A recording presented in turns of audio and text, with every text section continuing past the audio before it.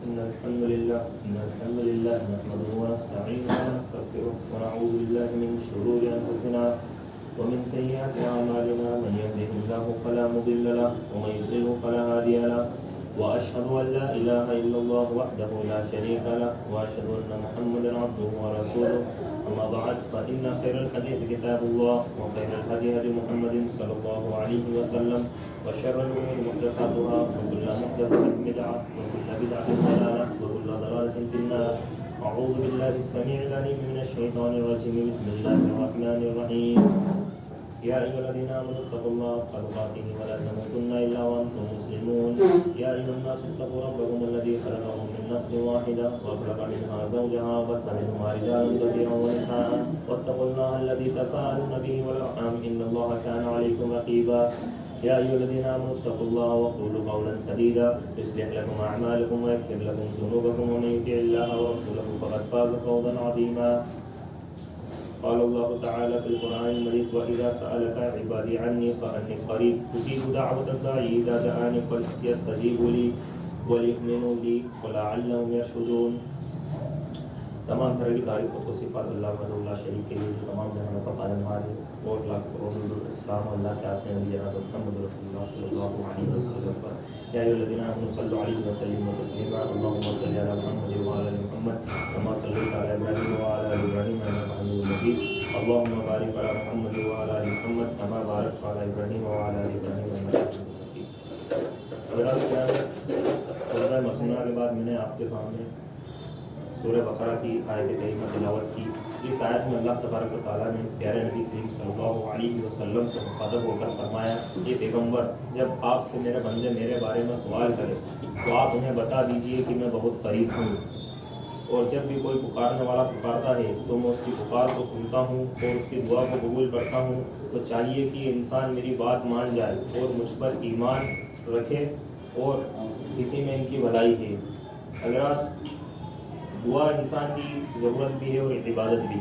اللہ رب العزت نے قرآن مجید کے اندر اللہ کے نبی صلی اللہ علیہ وسلم کو یہ حکم دیا کہ جب کوئی آپ سے میرے بارے میں سوال کرے تو آپ انہیں بتا دیجیے کہ میں بہت قریب ہوں. اور جب بھی کوئی پکارنے والا پکارتا ہے یعنی سوال کرتا ہے دعا کرتا ہے کچھ مانگتا ہے مانگنے والا کچھ مانگتا ہے تو میں اس کی پکار کو قبول کرتا ہوں اس کو سنتا ہوں اس کو جواب دیتا ہوں اس کی دعا کو قبول کرتا ہوں. تو چاہیے کہ یہ انسان میری بات کو مان جائے. میری بات یعنی اللہ رب العزت کی بات. اللہ خود بول رہا ہے کہ میں انسان کی دعا قبول کرتا ہوں میں اس کے بہت قریب ہوں اور مجھ پر ایمان رکھے اور بھلائی اسی میں. کیا بولا اللہ تبارک و تعالیٰ نے کہ بھلائی اسی میں ہے کہ انسان میری بات کو مان جائے. اور آپ دیکھیے کہ دعا کو اسلام کے اندر عبادت قرار دیا. اب دعا ہوا عبادت. دعا کیا ہے؟ دعا عبادت ہے اور یہ انسان کی ضرورت بھی ہے. یعنی اللہ رب العزت کا احسان کتنا بڑا کہ انسان کو اللہ رب العزت نے دعا عطا کی اس کو اس کی ضرورت بھی بنا دیا اور اس کی عبادت بھی بنا دیا. اور یہی وجہ ہے کہ پیارے نبی کریم صلی اللہ علیہ وسلم نے اللہ تبارک و تعالیٰ سے بار بار مانگنے کی تعلیم دی کہ بار بار دعا کی جائے. احادیث مبارکہ میں اور بتایا ہے کہ جو بندہ دعا نہیں کرتا اللہ رب العزت اس پر غصہ ہوتا ہے. آپ صلی اللہ علیہ وسلم نے فرمایا من لم یسأل اللہ تعالی یغضب علیہ کہ جو اللہ سے سوال نہیں کرتا جو اللہ سے دعا نہیں کرتا جو اللہ سے نہیں مانگتا اللہ رب العزت اس پر غصہ ہوتا ہے کہ بندہ مجھ سے مانگتا نہیں ہے. سارے طریقے کے انسان اپنا لیتا دنیا کے اندر. سارے طریقے جتنے بھی سورس ہوتے سب لگا لیتا لیکن بھول کس کو جاتا ہے؟ چھوڑ کس کو دیتا ہے؟ اللہ کو. اللہ کو بھول جاتا اس کی مدد کو بھول جاتا اس کی دعا کو بھول جاتا ہے کہ میں نے اتنے سارے میں پریشانی میں پڑا میں مصیبت میں پڑا میں نے اتنے سارے طریقے اپنا لیے لیکن اللہ سے دعا نہیں کی اور اللہ رب العزت اس پر غصہ ہوتا ہے. اور دعا کی تلقین کے ساتھ دعا کی قبولیت کا بھی وعدہ اللہ رب العزت نے کہا ادعونی استجب لکم کہ مجھے پکارو میں تمہاری پکار کا جواب دوں گا. مجھے پکارو مجھ سے مانگو میں تمہاری پکار کا جواب دوں گا میں تمہاری دعاؤں کو قبول کروں گا. اور یہ بتائیے کہ اللہ رب العزت سے بڑھ کر اور کون ہے جو وعدوں کو پورا کر سکتا ہے؟ کون؟ اللہ رب العزت وعدہ کر رہا ہے کہ میں قبول کروں گا مجھ سے پکارو میں تمہاری دعاؤں کا جواب دوں گا تمہاری دعاؤں کو قبول کروں گا. اور ابراہیم علیہ السلام نے جب اللہ تبارک و تعالیٰ سے دعا کی تو اپنے اس حسن ظن اور ایمان کا اظہار کیا کہ ان ربی لسمیع الدعاء کہ میرا پروردگار بہت دعاؤں کا سننے والا اور قبول کرنے والا ہے. یہ جو ہے حسن ظن کا اقرار حضرت ابراہیم خلیل اللہ علیہ السلام نے کیا۔ تو حضرات، جب ہم کتب احادیث کا مطالعہ کرتے ہیں، ہم احادیثوں کی کتابوں کو پڑھتے ہیں، تو بے شمار واقعات سامنے آتے ہیں جہاں حضرات صحابہ کرام رضوان اللہ علیہم اجمعین کسی الجھن میں گرفتار ہوئے یا کسی پریشانی کا شکار ہوئے تو وہ اللہ کے نبی صلی اللہ علیہ وسلم کی خدمت میں آتے، اللہ کے نبی صلی اللہ علیہ وسلم ان کے لیے دعا کرتے یا انہیں دعا کرنے کی تلقین کرتے کہ آپ اللہ رب العزت سے دعائیں کیجیے، اور پھر وہ دعا کرتے، اللہ رب العزت دعاؤں کو قبول کرتا اور ان کی اس پریشانی کو ان سے دور کر دیتا، اس کے غموں کے بادلوں کو وہ ہٹا دیتا، ان کو کسی بھی طرح کی الجھن سے وہ نکال دیتا۔ تو آج ہم مختصر میں اس عنوان پر دیکھیں گے انشاءاللہ کہ اللہ رب العزت کیسے لوگوں کی دعاؤں کو سنتا ہے اور قبول کرتا ہے، اور اس لیے کہ آج لوگوں میں قبولیت دعا کے شرائط کا فقدان ہے، لقمہ حرام ہمارے پیٹ میں جا رہا ہے، اور لباس کی حرام کمائی کا ہے، تمام چیزیں جو بھی ہو رہی ہے وہ سب اللہ کی نافرمانیوں کے اوپر منحصر ہے۔ تو اس دور کے اندر کہیں نہ کہیں دعائیں قبول نہ ہونے کی جو سب سے بڑی وجہ ہے وہ یہ ہے کہ ہمارے اعمال صحیح نہیں ہیں۔ اللہ رب العزت وہی ہے، اللہ رب العزت ہر چیز پر قادر ہے، اس نے پہلے بھی لوگوں کی دعائیں قبول کی ہے، انبیاء کی دعائیں قبول کی ہے، اولیاء کی دعائیں قبول کی ہے، متقی اور پرہیزگار لوگوں کی دعائیں قبول کی ہے، وہ آج بھی کرے گا۔ لیکن کیا ہمارے اندر وہ تقویٰ، وہ اعتماد، وہ اعتقاد، وہ ایمان، وہ یقین باقی ہے؟ اور اس وجہ سے کہ اللہ پر یہ تمام چیزیں ہونے کی وجہ سے ہمارا اللہ پر ایمان ختم ہوتا جا رہا ہے، اور صرف دعا بس ایک رسم بن کر رہ گئی ہے، ایک رواج اور ایک روایت بن کر رہ گئی، اور دل جمعی کے ساتھ، دل سے حضور قلب کے ساتھ اللہ سے جو مانگنا چاہیے وہ کیفیت آج باقی نہیں رہی، اور اس بنا پر خلل جو ہے وہ ہمارے اندر ہوتا ہے، اور ہم نعوذ باللہ اللہ تبارک و تعالیٰ کو الزام دیتے ہیں کہ ہماری دعائیں سنی نہیں جا رہی، ہماری دعائیں قبول نہیں ہو رہی، نعوذ باللہ ثم نعوذ باللہ، یعنی خلل ہمارے اندر ہے، اور ہم کس کو دوست دے رہے ہیں؟ اللہ رب العزت کو۔ تو آئیے ہم دیکھتے ہیں کہ کس قدر ہماری دعاؤں کو اللہ رب العزت کرنے والا ہے، اور ہماری دعاؤں کو قبول کرنے والا ہے، جواب دینے والا ہے۔ صحیح بخاری کی روایت ہے، جابر بن عبداللہ رضی اللہ تعالیٰ عنہ پیارے نبی کریم صلی اللہ علیہ وسلم کے چہیتے صحابی تھے، ان کے والد کا انتقال ہو گیا، اور ان کے والد نے جو ہے وہ ایک یہودی سے 30 وسق کھجوریں ادھار لے رکھی۔ اب جیسے ہی انتقال ہوا، ساری ذمہ داری قرضہ چکانے کی کس کے اوپر آ گئی؟ جابر بن عبداللہ رضی اللہ تعالیٰ عنہ کے اوپر آ گئی۔ وہ یہودی جابر رضی اللہ تعالیٰ عنہ کے پاس آیا، اور آ کر اس نے حضرت جابر سے کہا کہ مجھے میری 30 وسق کھجوریں آپ لوٹا دو جو آپ کے والد نے مجھ سے ادھار لی تھی۔ تو اس نے کہا کہ مجھے ابھی تھوڑی مہلت دے دیجیے، ابھی تو زخم بھی نہیں بھرا ہے، ابھی انتقال ہوئے کو کتنے دن ہوئے، کتنا وقت گزرا۔ اس نے کہا کہ نہیں، مہلت میں ایک پل کی بھی نہیں دوں گا، مجھے ابھی کے ابھی اسی وقت 30 وسق کھجور چاہیے جو میں نے تمہیں تمہارا والد کو ادھار دی تھی۔ تو جابر بن عبداللہ رضی اللہ تعالیٰ عنہ وہ اللہ کے نبی صلی اللہ علیہ وسلم کے پاس آئے، اللہ کے نبی سے آ کر انہوں نے کہا کہ اس طریقے کا معاملہ ہے، آپ چلیے اور سفارش کر دیجیے۔ اللہ کے نبی صلی اللہ علیہ وسلم اس یہودی کے پاس جاتے ہیں اور جا کر کہتے ہیں کہ تھوڑی مہلت دے دیجیے کہ یہ کھجوریں آپ کی 30 وسق لوٹا دی جائے گی۔ وہ یہودی کہتا ہے کہ نہیں، مہلت تو میں نہیں دوں گا، مجھے ابھی کے ابھی 30 وسق کھجوریں چاہیے۔ اور 30 وسق کتنا ہوتا ہے؟ ایک وسق میں 60 سا ہوتے ہیں، اور ایک سا 2.5 کلو کا ہوتا ہے، یعنی تقریباً 4500 کلو، 4500 کلو کھجوریں جو ہے وہ ان کے اوپر ادھار تھی۔ اللہ کے نبی صلی اللہ علیہ وسلم نے اس یہودی سے کہا اچھا چلیے ایک کام کیجئے کہ جو اس باغ کے اندر جو کھجوریں ہیں، اس باغ کے اندر جو کھجوریں ہیں وہ تمام کھجوریں لے لیجئے، اور جو باقی اوپر کی کھجوریں وہ معاف کر دیجئے، جو اوپر کی جو باقی کھجور ہے وہ معاف کر دیجئے۔ تو وہ یہودی کہتا ہے کہ نہیں، نہ تو میں مہلت دوں گا نہ مقدار میں کمی کروں گا، نہ تو میں مہلت دوں گا نہ مقدار کے اندر کمی کروں گا۔ اللہ کے نبی صلی اللہ علیہ وسلم باغ کے اندر داخل ہوتے ہیں، جا کر وہاں ایک چکر لگا کر آتے ہیں، اللہ سے دعا کرتے ہیں، دعا کر کے باہر آتے ہیں، جابر بن عبداللہ رضی اللہ تعالیٰ عنہ سے کہتے ہیں کہ اب جائیے اور جا کر کٹائی کیجیے اور اس کا قرضہ اتار دیجیے۔ جابر بن عبداللہ رضی اللہ تعالیٰ عنہ جاتے ہیں، کٹائی کرتے ہیں اور پھر بعد میں کہتے ہیں کہ اللہ کی قسم یہ باغیچہ جہاں 30 وسق کھجوریں اگنا بھی ناممکن تھا، اس کی پیداوار بھی ناممکن تھی، وہاں پر میں نے جب کھجور کی کٹائی کی تو 30 وسق کھجوریں میں نے اس یہودی کی اتار دی، اس کے بعد 17 وسق کھجوریں میرے لیے بعد میں بچ گئی۔ تو یہ دعا کا اثر ہے۔ اللہ کے نبی صلی اللہ علیہ وسلم نے دعا کی، اور آپ جانتے ہیں کہ عرب کے لوگ اس وقت بڑے ماہر ہوا کرتے تھے، فصل کو دیکھ لیا کرتے تھے اور یہ اندازہ لگا لیا کرتے تھے کہ کتنی پیداوار ہونی ہے۔ تو اس یہودی نے بھی اندازہ لگا لیا تھا کہ پیداوار کتنی ہوگی، اور اس لیے اس نے وہ سودا قبول نہیں کیا کہ اس باغ کے اندر جو کھجوریں ہیں وہ میرے سودے کے اندر فٹ نہیں بیٹھے گی اور میں گھاٹے میں چلا جاؤں گا، 10 یا 12 یا 15 وسق میرے نصیب میں آئے گی۔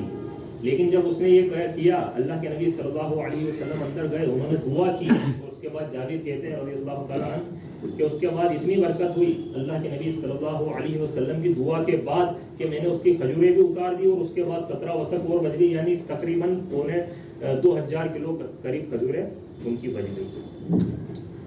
تو اللہ کے نبی صلی اللہ علیہ وسلم نے یہاں پر دعا کی۔ اسی طریقے سے اللہ کے نبی صلی اللہ علیہ وسلم کے ایک اور چہیتے صحابی حضرت ابو ہریرہ رضی اللہ تعالیٰ، ان کا ایک بہت بڑا مسئلہ تھا اور ایک بہت بڑی پریشانی تھی، اور وہ یہ تھی کہ اللہ رب العزت نے انہیں ہدایت دے دی اور یہ اسلام لا لیے، لیکن ان کی ماں وہ ایمان نہیں لائی، وہ اسلام نہیں لائی، اور حضرت ابو ہریرہ رضی اللہ تعالیٰ عنہ اپنی ماں سے بڑی محبت کیا کرتے تھے، ان کو اپنی ماں کی بڑی فکر تھی ایمان کی کہ اسلام لے کر آ جائے، یہ ایمان لے کر آ جائے، لیکن وہ ایمان نہیں لاتی تھی۔ کافی دعوت و تبلیغ انہوں نے اپنی ماں کے اوپر کی۔ ایک دفعہ تو ماں نے اللہ کے نبی صلی اللہ علیہ وسلم کو بہت گالیاں دی، بہت برا بلا کہا، اور وہ بھی حضرت ابو ہریرہ کے سامنے ان کو گالیاں دینا شروع کر دی، برا بلا کہنا شروع کر دیا۔ تو حضرت ابو ہریرہ رضی اللہ تعالیٰ عنہ اللہ کے نبی صلی اللہ علیہ وسلم کے پاس روتے روتے آئے، زار و قطار رو رہے تھے، آ کر کہا کہ اللہ کے نبی میری ماں کے لیے آپ دعا کر دیجئے کہ اللہ رب العزت انہیں اسلام دے دے، اسلام عطا کر دے، ایمان عطا کر دے، ہدایت عطا کر دے، اور ان کے دل کو اسلام کے لیے نرم کر دے۔ اللہ کے نبی صلی اللہ علیہ وسلم نے حضرت ابو ہریرہ کو روتے ہوئے دیکھا تو اسی وقت کہا کہ اللہ رب العزت آپ کی ماں کو ہدایت دے، ان کا دل اسلام کے لیے نرم کر دے۔ حضرت ابو ہریرہ نے اللہ کے نبی کی اس دعا کو سنا اور سن کر گھر کی طرف لوٹے، دروازے پر دستک دی، دروازہ بند تھا، کھٹکھٹایا، اندر سے آواز آئی کہ غسل کر رہی ہوں، ان کی ماں کی آواز آئی کہ غسل کر رہی ہوں، تھوڑا انتظار کرو۔ حضرت ابو ہریرہ نے انتظار کیا، جیسے ہی ان کی والدہ دروازے پر آئی، دروازہ انہوں نے کھولا، قبل اس کے کہ حضرت ابو ہریرہ کچھ بولتے ان کی ماں نے کہا اشہد ان لا الہ الا اللہ و اشہد ان محمد عبدہ و رسولہ، وہ اسلام لے کر حضرت ابو ہریرہ پھر رونے لگے، پھر زاروں کی طرح رونے لگے۔ پھر وہ اللہ کے نبی صلی اللہ علیہ وسلم کے پاس آئے، اور یہ واقعہ الادب المفرد میں امام بخاری رحمۃ اللہ علیہ لکھتے ہیں کہ پھر وہ روتے ہوئے اللہ کے نبی صلی اللہ علیہ وسلم کے پاس آئے۔ ایک تو پہلے وہ روتے ہوئے آئے تھے، غم کے آنسو لے کر آئے تھے، اور ایک مرتبہ روتے ہوئے آئے کس کے؟ خوشی کے آنسو لے کر آئے۔ اللہ کے نبی صلی اللہ علیہ وسلم کے پاس آئے اور اللہ کے نبی صلی اللہ علیہ وسلم سے انہوں نے کہا کہ اے اللہ کے نبی، اللہ رب العزت نے میری ماں کو ہدایت دے دی، اللہ رب العزت نے میری ماں کو اسلام عطا کر دیا، اور میری آپ سے ایک گزارش یہ ہے کہ میرے اور میری ماں کے حق میں دعا کر دیجئے۔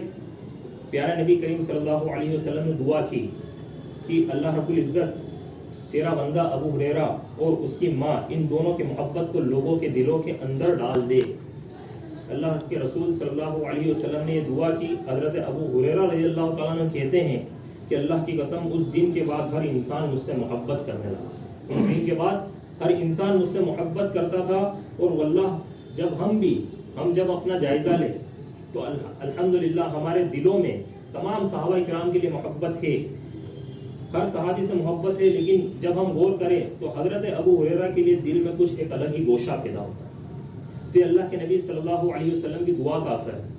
اور پھر ایک روایت میں وہ کہتے ہیں کہ مسلمان تو مسلمان اس دن کے بعد جس دن اللہ کے نبی صلی اللہ علیہ وسلم نے مجھے یہ دعا دی کہ تیری محبت اللہ رب العزت ہر بندے کے دل میں ڈال دے، تمام لوگوں کے دل میں ڈال دے، تو اس کے بعد میں نے دیکھا کہ غیر مسلم بھی مجھ سے محبت کرنے لگے، غیر مسلموں کے دلوں میں بھی میری محبت ہو گئی۔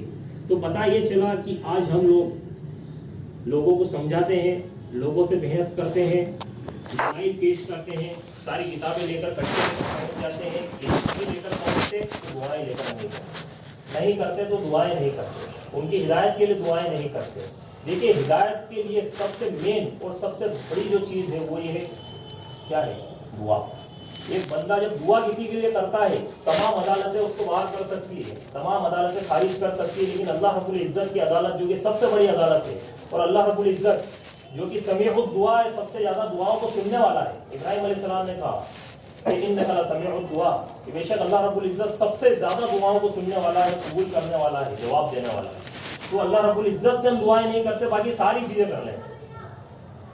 جب ہم کسی کو دعوت دیں، تبلیغ کریں، تو اس کے اندر دعاؤں کا بہت زیادہ ہم سہارا لیں، ہم اس کے لیے دعائیں کریں، اس کا نام لے کر دعائیں کریں۔ اب یہاں پر آپ دیکھیں کہ ایک اور صحابی ہے، مسند احمد کی روایت ہے، امام البانی رحمۃ اللہ علیہ اس کو صحیح قرار دیتے ہیں، نابینا صحابی ہے، راوی عثمان بن حنیف رضی اللہ تعالیٰ عنہ ہے، نابینا صحابی ہے، یہ اللہ کے نبی کریم صلی اللہ علیہ وسلم کے پاس آئے اور آ کر درخواست کی کہ اللہ کے نبی دعا کیجئے کہ اللہ رب العزت میری بینائی کو لوٹا دے، یعنی میں اندھا ہوں، اللہ رب العزت میری آنکھوں کو، میری آنکھوں کی روشنی کو، میری بینائی کو لوٹا دے۔ نبی کریم صلی اللہ علیہ وسلم نے کہا ان شئت دعوت لک وان شئت صبرت وهو خیر لک، کہ اگر تم چاہو تو میں تمہارے لیے اللہ رب العزت سے دعا کر دیتا ہوں، تو میں تمہارے لیے، تمہاری بینائی کے لیے اللہ رب العزت سے دعا کر دیتا ہوں، اور اگر تم چاہو تو تم اس پر صبر کر سکتے ہو، وهو خیر لک، اور یہ تمہارے لیے زیادہ بہتر ہے، اس میں تمہاری بھلائی ہے۔ تو یہاں پر آپ دیکھیے کہ دنیا کے اندر جو ہمارے اوپر عارضی تکلیف آتی ہے، پریشانیاں آتی ہیں، مصیبت آتے ہیں، غم آتے ہیں، رنج آتے ہیں، تکلیف آتی ہے، یہاں تک کہ ہمارے پیر کے اندر ایک کانٹا بھی چبھتا ہے، تو اسلام یہ کہتا ہے کہ ایک مومن کے جب پیر میں کانٹا بھی چبھتا ہے تو اللہ رب العزت اس کو اس کے گناہوں کے لیے کفارہ بنا دیتا ہے، یعنی اس کا انجام بہتر بنا دیتا ہے، اس کی آخرت کو بہتر بنا دیتا ہے۔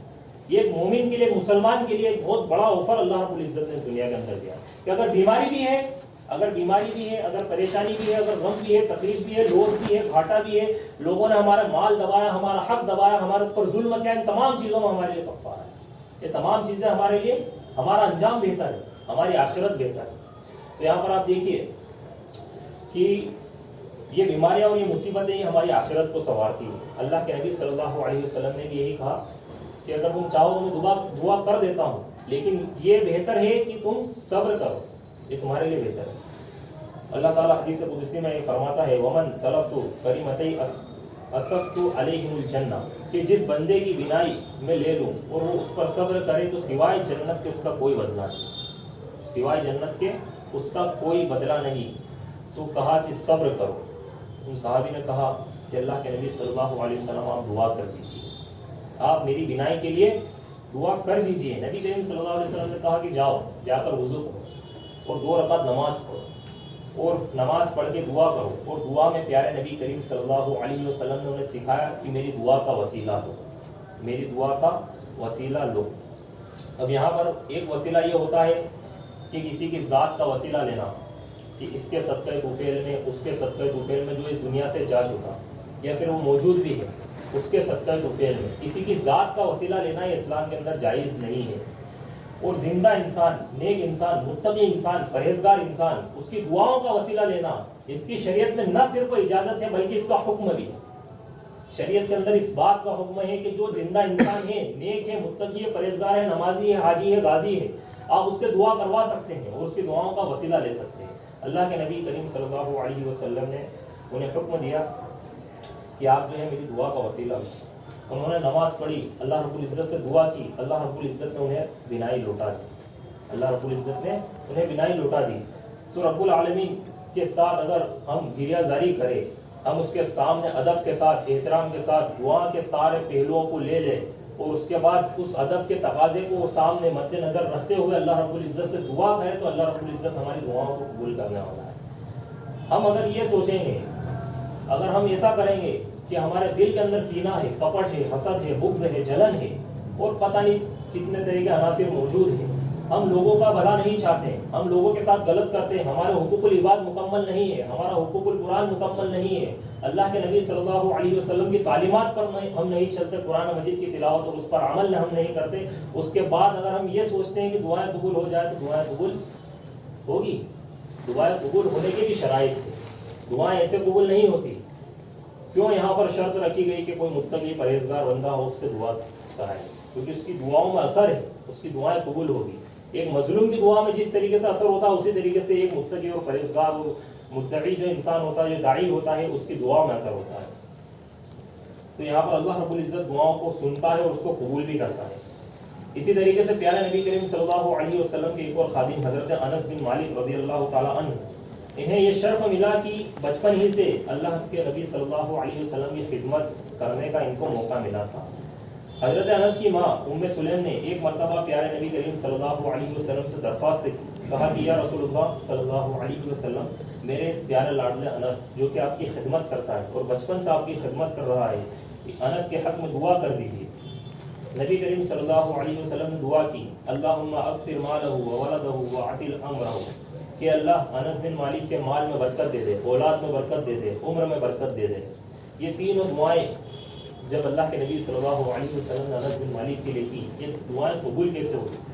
مال میں دعا یوں قبول ہوئی کہ بعد میں حضرت انس کا شمار اغنیاء صحابہ کے اندر ہونے لگا، جو بڑے باندار صحابہ تھے ان کے اندر ان کا شمار ہونے لگا۔ خود حضرت انس کہتے ہیں کہ اللہ کے نبی صلی اللہ علیہ وسلم کی دعا کا نتیجہ یہ ہے کہ اور سارے لوگوں کے باغوں میں انگور کی صرف ایک فصل آتی ہے اور میرے باغ کے اندر انگور کی دو فصلیں آتی ہیں۔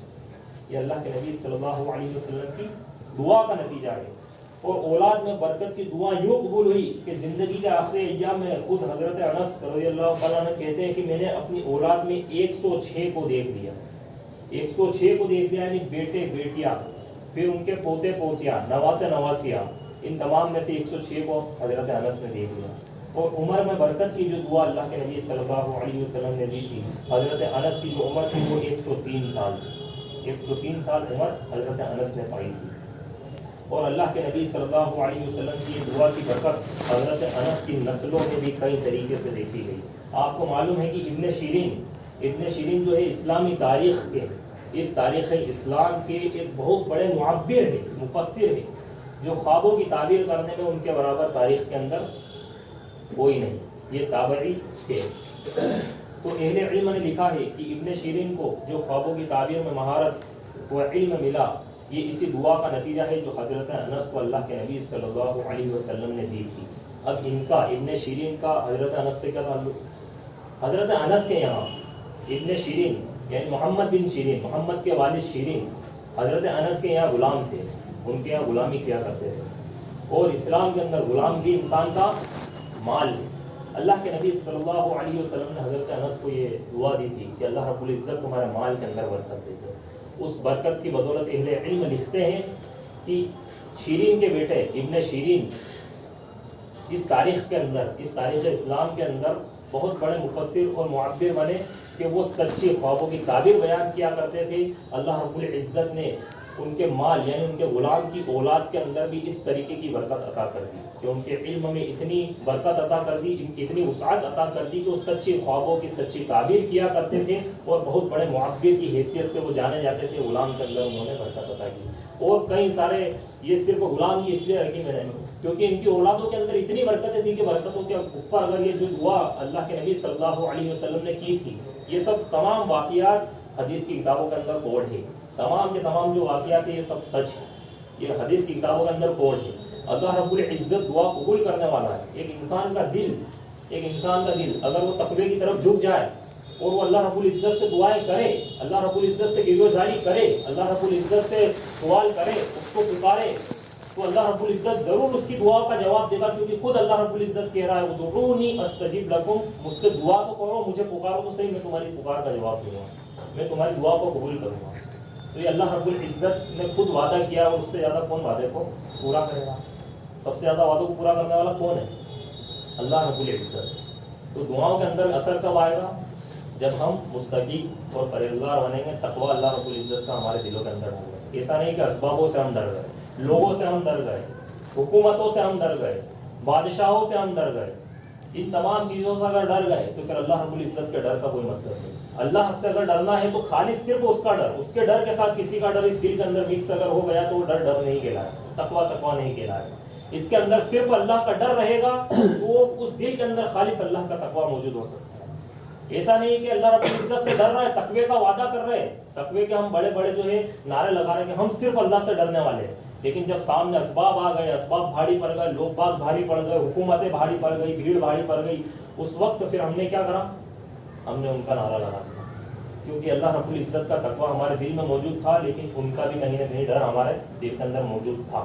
اور یہ ایک الگ ٹاپک ہے تقوی، کہ اگر یہ انسان رکھے گا تو اللہ رب العزت، اس کا لب لباب یہ ہے کہ اللہ رب العزت ان تمام پرستتھیوں سے اس کو باہر نکال لے گا، کیونکہ یہ دنیا کے سارے اگر جتنے بھی اپنے مائنڈ لگا لے، جتنی بھی سائنس لگا لے، جتنی بھی سپر پاور لگا لے، اللہ کی طاقت کیا کچھ ہے؟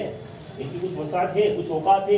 اللہ رب العزت سب کو 2 سیکنڈ کے اندر فیل کر دے گا، اس سے بھی کم سے ٹائم میں فیل کر دے گا۔ تو پھر ہم اللہ رب العزت کی طرف کیوں مائل نہ ہو، کیوں صرف اس کا تقوی نہ رکھے؟ تو اللہ رب العزت کا ڈر ہے، وَمَن يَتَّقِ اللَّهَ يَجْعَلْ لَهُ مَخْرَجًا۔ قرآن میں اللہ نے کہا کہ جو اللہ رب العزت کا تقوی اختیار کرتا ہے، صرف اس سے ڈرتا ہے، اس کے لیے اللہ راستے نکال دیتا ہے۔ اور جب اللہ خود بول رہا ہے اللہ کی بات ہے، تو اس کی بات کے آگے کس کی بات ہے؟ اللہ راستے نکالے گا، یہ تمام راستے آپ کے بند کر دے، اللہ ایسی جگہ سے راستے نکال دے گا کہ آپ کو گمان بھی نہیں ہوا، ایسی جگہ سے آپ کے راستے نکال دے گا۔ اس کے اوپر کئی واقعات تاریخ کے اندر موجود ہیں، اسلامی تاریخ کئی واقعات اس کے گواہی دیتے ہیں کہ اللہ رب العزت نے ایسے ایسے راستے انبیاء کے لیے، ولیوں کے لیے، شہداء کے لیے نکالے ہیں کہ جیسے راستے کسی اور کے لیے نہیں نکالے۔ تو یہ تقوی جب ہمارے دل میں آئے گا، تو یہ پھر الگ ٹاپک ہے۔ بات یہ چل رہی تھی کہ دعا کی جو قبولیت ہے، دعا جو قبول ہوتی ہے وہ اس طریقے سے قبول ہوتی ہے کہ ایک بندہ جب اللہ رب العزت کی طرف مائل ہوتا ہے تو پورے توکل کے ساتھ، اعتماد کے ساتھ اللہ رب العزت سے دعا کرتا ہے، اللہ اس کی دعاؤں کو قبول کرتا ہے، اور سچے واقعات موجود ہیں۔ تو جب ہم حدیث کی کتابوں کو اٹھائیں گے، کتب احادیث کو اٹھائیں گے، تو ایسے 10 واقعات ہمیں ملیں گے جنہوں میں ہمیں قبولیت دعا کے واقعات ہمیں ملیں گے کہ صحابہ کرام رضوان اللہ علیہم اجمعین نے اللہ کے نبی صلی اللہ علیہ وسلم سے آ کر گزارش کی کہ یہ تمام تکلیفیں، اللہ کے نبی نے دعا کی اور دعائیں قبول ہوئی، اللہ کے نبی نے انہیں دعا کی تلقین کی، انہوں نے دعائیں کی اور دعائیں قبول کی۔ اگر آپ بعد کے ادوار میں دیکھیں گے، صحابہ کے بعد کی طرف آئیں گے اور ان کے ادوار میں دیکھیں گے، تو اسلامی تاریخ دعاؤں کی قبولیت کے واقعات سے بھری ہوئی ہے، اور وہ بھی سچے واقعات۔ کہ حضرت معاویہ رضی اللہ تعالیٰ عنہ کا واقعہ ہے کہ دمشق کیس سالی سے دوچار ہو گیا، دمشق کیس سالی سے دوچار ہو گیا۔ امیر معاویہ رضی اللہ تعالیٰ عنہ نے لوگوں کو جمع کیا اور منبر پر چڑھے اور لوگوں کو جمع کر کے آواز دی کہ یزید بن اسود الجرشی رحمۃ اللہ علیہ، یہ تابعی تھے اور سادات التابعین کے اندر سے، کہ یزید بن اسود الجرشی رحمۃ اللہ علیہ، ان کو جو ہے بلایا جائے۔ وہ آئے، آ کر ان کو منبر پر کھڑا کرا اور منبر پر کھڑے کر کے ان کو کہا کہ آپ جو ہے اللہ رب العزت سے دعا کیجیے۔ کون ہے یہ؟ تابعین ہے اور سادات التابعین ہے، کبار تابعین میں سے ہے، اور بڑے نیک، بڑے صالح، بڑے متقی، بڑے پرہیزگار اور بڑے خدا ترس شخص ہے۔ امیر معاویہ کو یہ معلوم ہے ان کی صالحیت کے بارے میں، ان کی نیکی کے بارے میں، ان کے تقوی کے بارے میں امیر معاویہ کو معلوم تھے۔ ان کو آواز دی اور بلایا اور ان کو کھڑا کرا منبر پر اپنے پاس اور کہا کہ آپ اللہ رب العزت سے دعا کیجیے۔ انہوں نے اللہ رب العزت سے دعا کی۔ راوی حدیث کہتے ہیں واللہ ابھی اجماع ختم نہیں ہوا، ہمارے گھروں میں پہنچنے سے پہلے بادل آئے، جب ہم گھر پہنچے تو ہم بھیگے ہوئے۔ یعنی انہوں نے دعا کی، اللہ رب العزت نے دعا کو قبول کیا۔ تو یہ بتائیے کہ انہوں نے اپنی زبان سے دعا کی، اللہ رب العزت سے انہوں نے لب کشائی کی، اللہ رب العزت سے گفتگو کی۔ کیا کوئی اور بارش بھیج سکتا تھا؟ کوئی اور بادلوں کو بھیج سکتا تھا؟ کوئی اور کیس سالی کو دور کر سکتا تھا؟ کوئی اور اس مصیبت کا حل نکال سکتا تھا؟ کس نے نکالا؟ یہ اللہ رب العزت پر ایمان اتفاق کہ حضرت امیر معاویہ نے انہیں بلایا تھا، بھائی وہ آئے، انہوں نے آ کر دعا کی، وہ اتنے متقی اور اتنے پرہیزگار تھے۔ اسی طریقے سے حضرت امام بخاری رحمۃ اللہ، جن کو ہم سب بہت اچھے طریقے سے جانتے ہیں، ان کی خدمات کو ہم جانتے ہیں، یہ یتیم تھے، یہ بچپن سے یتیم تھے اور ان کے والد کا انتقال ہو گیا تھا۔ ان کو اپنی ماں نے سنبھالا اور ان کو ماں نے سہارا دیا، اور سبحان اللہ، ایک تو یتیمی کا ان کے اوپر زخم تھا، ایک تو یتیمی کا زخم تھا، اور دوسرا زخم یہ ہو گیا کہ دھیرے دھیرے ان کی بینائی بھی جاتی رہی، بچپن ہی میں ان کی بینائی بھی جاتی رہی۔ تو یہ بھی ماں کے گود ہی میں تھے اور بچے تھے اور ان کی بینائی چلی گئی، ان کی بینائی چلی گئی، یعنی یہ آنکھوں سے اندھے ہو گئے۔ تو ماں اپنے بیٹے کی بینائی جاتے دیکھ کر بہت دکھی ہوئی اور بہت روئی، اور اتنا رویا کرتی تھی، اتنی دعائیں کیا کرتی تھی۔ ایک مرتبہ روتے روتے دعا کرتے کرتے اتنا روئی، زاروں قطار روئی کہ ان کی آنکھ لگ گئی، اور پھر آنکھ لگی تو کیا دیکھتی ہے کہ حضرت ابراہیم خلیل اللہ علیہ السلام آ کر ان کو بشارت دے رہے ہیں کہ دیکھو اللہ نے آپ کے بچے کی بینائی کو لوٹا دیا۔ حضرت ابراہیم خلیل اللہ علیہ السلام آ کر بشارت دے رہے ہیں کہ دیکھیے آپ کے اللہ نے آپ کے بچے کی بینائی کو لوٹا دیا. اور پھر جب وہ اٹھتی ہے اپنے بچے کی طرف دیکھتی ہے تو دیکھتی ہے کہ ان کے بچے کی بینائی لوٹائی, ان کا بچہ دیکھنے لگا. تو یہ کیسی مائیں تھی, یہ کیسی مائیں تھی کہ ان کا اللہ رب العزت سے رشتہ کیا تھا, اللہ رب العزت سے ان کا تعلق کیا تھا, کیسا تعلق تھا, کیسا ایمانی تعلق تھا, کیسا توکل کا تعلق تھا, کیسا استقامت کا تعلق تھا کہ ان کی دعائیں اللہ رب العزت اس طریقے سے قبول کیا کرتا تھا. آج ہمارے اوپر پریشانی آتی ہے, ہم دعائیں نہیں کرتے, سارے کام کر لیتے کیونکہ ہمیں اسبابوں پر بھروسہ ہے, اللہ پر بھروسہ نعوذ باللہ. یہ چیز سوچنے والی ہے. مطلب ہم تمام اسباب تو اپنا رہے ہیں لیکن اللہ سے دعا کیوں نہیں کر رہے؟ کیوں ہم لوگوں کے لیے دعا نہیں کرتے؟ لوگ گمراہی میں جا رہے ہیں. کیوں ہم اپنے آپ کے لیے دعا نہیں کرتے؟ آج ہماری دعائیں, ہماری نمازیں ہماری دعاؤں سے خالی ہے. آج ہماری زندگی, ہمارے دین پورے دعاؤں سے خالی ہے. پورے دین میں دعا نہیں کرتے. اگر ہم اپنے گریبانوں میں جھانک کر دیکھیں تو خود پتہ چلے گا کہ ہم کتنی دعائیں کرتے ہیں, کتنا اللہ رب العزت سے ہم ڈرتے ہیں اور کتنی دعا کرتے ہیں, کتنا اللہ پر ہم بھروسہ کرتے ہیں. اگر آپ روز دعائیں کریں کہ اللہ رب العزت قبول نہیں کرے گا. اللہ رب العزت قبول کرنے والی ذات, وہ قبول کرے گا. اللہ رب العزت کہتا ہے کہ جب کوئی میرے آگے سوال کرتا ہے, ہاتھ پھیلاتا ہے, تو مجھے شرم آتی ہے اس کو خالی ہاتھ لوٹا. یہ اللہ کی شرم کا پیمانہ ہے کہ اللہ رب العزت بندے کو خالی نہیں لوٹاتا. تو پھر کس طریقے سے ہم اس سے دعا نہ کریں؟ تمام تو اللہ رب العزت نے ہمیں ساری کی ساری چیزیں دے رکھی ہیں, دعا کرنے کے تمام راستے کھول رکھے ہیں, پھر بھی دعا نہیں کرتے, توبہ نہیں کرتے. تو یہاں پر آپ دیکھ لیجئے یہ مائیں ایسی تھی, اور یہی بچہ آگے چل کے امیر المومنین فی الحدیث بنا اور امام بخاری بن کر ایسی خدمت دین کی کہ رہتی دنیا تک کوئی ان کو فراموش نہیں کر سکتا. اسی طریقے سے موجودہ دور کا ایک اور واقعہ رکھ کر اپنی بات کو ختم کروں گا. موجودہ دور کا ایک واقعہ ہے اور وہ یہ ہے کہ کویت کی ایک شخصیت دکتور عبد الرحمن السمیت رحمۃ اللہ علیہ, 1943 میں ان کا جنم کویت کے اندر ہوا تھا اور 2013 میں ان کا انتقال ہو گیا. اللہ رب العزت ان کو کروڑ جنت نصیب کرے. عبد الرحمن السمیت رحمۃ اللہ علیہ, اللہ نے ان کے دل میں رحم اور دعوت کا, وہ تبلیغ کا ایک ایسا جذبہ ڈالا کہ انہوں نے اپنا ڈاکٹر کا پیشہ چھوڑ کر, کویت کے اندر رہتے تھے, ڈاکٹر کا پیشہ چھوڑ کر وہ افریقہ چلے گئے. اور افریقی لوگوں کی غربت, ان کی بھوک, ان کی قحط سالی یہ ہمیشہ سرخیوں میں رہتی ہے, آپ سبھی جانتے ہیں. اب ذرا آپ سوچئے کہ کوئی شخص, کویت کی زندگی کیسی ہوتی ہے آپ سبھی کو پتا ہے, اور وہیں کا گھر ہے اور پھر ڈاکٹر بھی ہے, پیسہ بھی ہے, تو وہاں کی زندگی کتنے عیش اور آرام کی زندگی کون چھوڑ کر جو ہے افریقہ جائے گا؟ وہ چھوڑ کر کہاں چلے گئے؟ دعوت و تبلیغ کے لیے, رحم دلی کے لیے افریقہ چلے گئے. عبد الرحمن السمیت نے یہ طے کر لیا کہ اب باقی کی ساری زندگی مجھے افریقہ ہی کے اندر گزارنی ہے اور یہیں پر دین کی تبلیغ کی خدمت کرنی ہے. وہاں اس وقت عیسائی مشنریاں لوگوں کو مرتد کر رہی, قادیانی جو ہے وہ لوگوں کو مرتد کر رہے ہیں, وہ ان لوگوں پر کام کر رہے ہیں. کیونکہ ایک انسان کی جو بھوک ہوتی ہے نا, پیٹ, وہ انسان کو آزمائش میں مبتلا ہو جاتا ہے انسان, اور پھر اس کی وجہ سے وہ فتنے میں پڑ جاتا ہے کیونکہ پیٹ ہے ہی ایسی چیز. تو اس وقت عیسائی جو بھی مشنریاں تھیں وہ تمام اس پر کام کر رہی تھی, قادیانی میں کر رہے تھے. یہ ڈاکٹر عبد الرحمن السمیت رحمۃ اللہ علیہ یہ وہاں پر گئے اور جا کر جب انہوں نے دیکھا تو اس عظیم انسان نے افریقہ کے اندر 29 سال دعوت و تبلیغ کی. کتنے سال؟ 29 سال. پوری ان کا ایسا عالم تھا وہاں پر کہ ان کو کبھی کبھی 2 دن تک کھانا نہیں ملتا تھا, پورے دن پانی نہیں ملتا تھا. اس طریقے سے انہوں نے وہاں پر گزر بسر کیا. 2 دن تک کھانا نہیں ملتا تھا, پورے دن پانی نہیں ملتا تھا, جبکہ کویت کے بادشاہ سے ان کا اچھا کانٹیکٹ تھا. لیکن اس کے باوجود انہوں نے قناعت پسندی کی زندگی گزارنا پسند کی. اس عظیم انسان نے افریقہ کے اندر 29 سال گزارے, دعوت و تبلیغ کی. ان کے ہاتھوں پر 1 کروڑ 10 لاکھ لوگوں نے اسلام کو قبول کیا. کتنے؟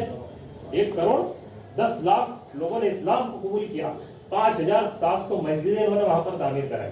کتنی؟ 5700 مسجدیں انہوں نے وہاں پر بنوائی اور 9500 کنویں انہوں نے وہاں پر لوگوں کے لیے بنائے. اس وقت جبکہ لوگوں کے پاس پانی پینے کے لیے نہیں تھا, لوگوں کو صاف پانی نہیں ملتا تھا. 9500 کنویں انہوں نے وہاں پر بنوائے, 15000 یتیموں کی کفالت کی اور سینکڑوں مدرسے, تقریباً 800 سے زائد مدرسے اور اسکول وہاں پر انہوں نے تعمیر کرا اور متعدد یونیورسٹیز انہوں نے وہاں پر تعمیر کروائی اور 200 سے زائد طبی مراکز وہاں پر انہوں نے قائم کیے. اور کویت کے اہل خیر حضرات کا بھی ان کے ساتھ تعاون کیا, ان کے ساتھ مل کے انہوں نے وہاں پر اتنا کام. تو اللہ رب العزت جس سے چاہے دین کا کام لے سکتا ہے. یہ اللہ رب العزت جس سے چاہے دین کا کام لے سکتا ہے اور اللہ رب العزت نے ان سے اتنی بڑی خدمت وہاں پر لی. اب ذرا سوچئے کہ ہماری دعوت و تبلیغ کیا ہے, ہم کتنا کام کر رہے ہیں. ہم نے اللہ کے لیے کتنا ٹائم دیا. انہوں نے اتنی بڑی فیسلٹی, اتنی بڑی لگژری لائف کو چھوڑ کر کہاں آئے, وہ افریقہ میں آئے, وہاں پر آ کر انہوں نے گزر بسر کیا. اور 29 سال کوئی کم جو ہے مدت نہیں ہوتی, ایک بہت بڑی مدت ہوتی ہے.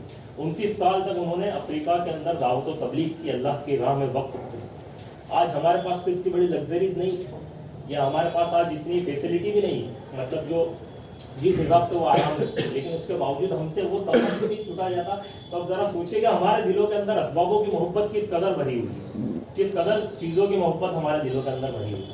تو یہ سوچنے والی بات ہے, غور و فکر کرنے والی بات ہے. اب مین جو واقعہ ہے وہ یہ ہے جو عنوان سے ہمارے متعلق ہے, جو عنوان ہمارا چل رہا تھا, دعا کی قبولیت کے واقعات. تو جو مین واقعہ وہ یہ ہے کہ عبد الرحمن ابن سمیت ایک مرتبہ ان کا ایک دیہات میں جانا ہوا. اس دیہات میں جب یہ گئے تو وہاں انہوں نے دعوت و تبلیغ کی, وہاں کے لوگوں کو کافی سمجھا. اس وقت وہاں پر ایک بادشاہ تھا جو مطلب گاؤں اس کے انڈر میں تھا سارا. اس دیہات کے بادشاہ کو بھی انہوں نے دعوت دی اور وہاں کے تمام لوگوں کو انہوں نے دعوت دی. تو ان لوگوں نے ان کی دعوت کو قبول نہیں کیا, ان لوگوں نے انکار کر دیا. اور پھر وہاں کے سردار نے کہا کہ اگر واقعی میں تمہارا رب سنتا ہے اور دعاؤں کو قبول کرتا ہے, اگر واقعی میں تمہارا رب سنتا ہے, دعاؤں کو قبول کرتا ہے, اور اگر تم اپنی دعوت میں سچے ہو تو یہاں ایک عرصے دراز سے بارش نہیں ہوئی ہے, تم بارش لا کے دکھا, تم بارش منگوا کے دکھا دو. یہ انہوں نے ان کو چیلنج کیا. کس کو؟ ڈاکٹر عبد الرحمن السمیت رحمۃ اللہ علیہ. عبد الرحمن السمیت خود لکھتے ہیں, وہ کہتے ہیں کہ میں نے اس شخص سے کہا, اس سردار سے کہا کہ میں گنہگار بندہ ہوں, کہ میں اللہ رب العزت سے دعا کروں گا, لیکن ہو سکتا ہے کہ اللہ رب العزت دعا قبول کر لے, اور ہو سکتا ہے کہ میرے گناہوں کی وجہ سے دعا قبول نہ ہو. کیا کہا کہ میں گنہگار بندہ ہوں, میں اللہ رب العزت سے بارش کے لیے دعا کروں گا, ہو سکتا ہے کہ اللہ رب العزت دعا کو سن لے, اور ہو سکتا ہے کہ میرے گناہوں کی وجہ سے دعا قبول ہو. انہوں نے دعا کی, وضو کیا, وضو کر کے 2 رکعت نماز پڑھی. اچھا یہ طریقہ ہے, یہ دعا کرنے کا جو طریقہ ہے وہ یہ طریقہ ہے. تو انہوں نے وضو کیا, وضو کر کے 2 رکعت نماز انہوں نے ادا کی, اور نماز پڑھ کے پھر اللہ رب العزت سے انہوں نے دعا کی. زاروں کتار رونے لگے, اور زاروں کتار روتے روتے اللہ رب العزت سے دعا کی کہ اللہ رب العزت, کہ آج یہ بستی, یہ علاقہ, یہ دیہات, یہ سردار یہ بول رہے ہیں, یہ مجھے پکار رہے ہیں, مجھے کہہ رہے ہیں کہ اگر تو سچا ہے, تیرا رب سچا ہے, اگر تیرا رب دعائیں سنتا ہے تو وہ تو بارش لا کر بتا دے. کہ اللہ رب العزت کہ اگر آج تو نے بارش نازل کر دی, مجھ گنہگار کی دعا تو نے سن لی, مجھ گنہگار کی اگر تو نے میں نے تجھ سے سوال کیا, اگر تو نے اس کا جواب دے دیا تو یہ پوری کی پوری بستی ایمان لے کر آ جائے گی, پوری کی پوری بستی مسلمان ہو جائے گی. یا اللہ صرف اس دعا کی وجہ سے اور اس بارش کی وجہ سے پوری بستی اسلام کے آغوش میں آنے والی ہے. تو اللہ تو میری دعا کو قبول کر. اب ذرا دیکھیے دعا کرنے کا اسلوب کیا, کس طریقے سے پکار ہے اللہ کو, مطلب اللہ کو خود بھی بھروسے میں آ کر, اس طریقے سے نہیں کہ بس ہاتھ اٹھا اور ہم نے فارمیلٹی کے بھی دعا کرتے کرتے کہ ہمارے دماغ میں 10 چیزیں آتی ہے کہ بھی کرنا کیا ہے, اور فٹافٹ دعا کر رہے ہیں تو چلو اب یہ کام کرنا, فٹافٹ نکلتے. دعا بھی ایک دعا جو ہوتی ہے نا, یہ مضبوط ربط کے ساتھ ہوتی ہے اللہ کا, یعنی ہمارا توکل اس طرح کا ہونا چاہیے, اللہ ہمارا بھروسہ اس طرح کا ہونا چاہیے. انہوں نے دعا کی اللہ رب العزت سے انہوں نے دعا کی, اللہ تبارک و تعالیٰ نے اسی وقت بارش نازل کر, اسی وقت ان کی دعا کو قبول کیا اور بارش نازل کر دی. اور وعدے کے مطابق پوری کے پورے دیہات کے لوگ وہ سردار اسلام کے اندر داخل ہو گئے, مسلمان ہو گئے. تمام نے اشہد ان لا الہ الا اللہ و اشہد ان محمدا عبدہ و رسولہ کی گواہی دیتی. تو یہاں پر آپ یہ دیکھیے کہ کس طریقے سے دعا کی قبولیت کے واقعات ہماری تاریخ کے اندر بھرے ہوئے ہیں, کس طریقے سے. اور ہم انہی چیزوں سے ہم دور ہیں, دعا سے ہم دور ہیں. ہم نام لے کر لوگوں کے لیے دعا کریں کہ اللہ رب العزت تو فلاں کو ہدایت دے دے, تو فلاں کو ہدایت دے دے, ان کے لیے دعائیں کریں. ہم صرف اسبابوں کے پیچھے نہ پڑیں. دیکھیے اسباب کبھی کسی کا کوئی فائدہ نہیں کر سکے, نہ دنیاوی حکومت نہ اقتدار کسی کو پہلے فائدہ پہنچا سکا ہے نہ اب پہنچا سکے گا.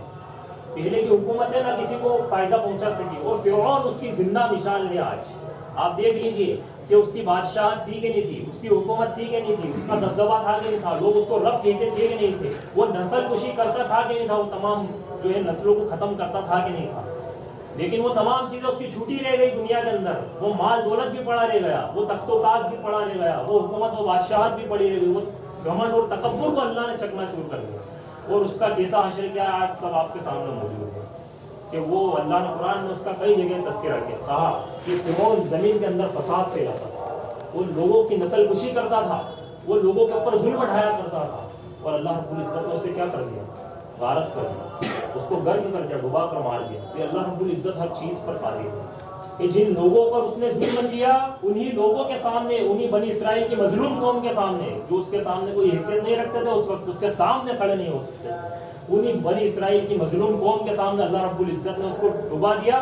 اور اس بنی اسرائیل کی مظلوم قوم نے اپنی آنکھوں سے اس نظارے کو دیکھا، اس نظارے کو دیکھا کہ فرعون ڈوب رہا ہے، کڑا رہا ہے، چلا رہا ہے، اور اللہ رب العزت اسے ڈبا رہا. اس نظارے کو اپنی آنکھوں سے دیکھا.